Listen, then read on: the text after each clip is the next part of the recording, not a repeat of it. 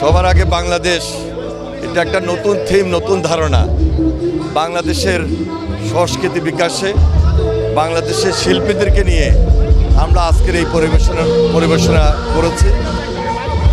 এখানে দেখুন, কথায় কথায় ভারতের শিল্পী, কথায় কথায় পাকিস্তানের শিল্পী, হিন্দি গান, উর্দু গান, বিদেশি গান, এই সব কিছুতে আজকে এই যুব সমাজকে সম্পৃক্ত করে রাখা হয়েছে।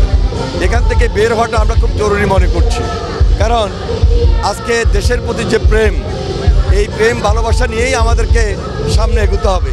সেই জন্য এই প্রজন্মকে উদ্বুদ্ধ করার জন্য আমাদের ভারপ্রাপ্ত চেয়ারম্যান জনাব তারেক রহমান যে থিম দিয়েছেন, যে ধারণা দিয়েছেন, সেই ধারণা মোতাবেক আমরা যদি এগিয়ে যাই, ইনশাল্লাহ সুন্দর বাংলাদেশ গড়ে উঠবে।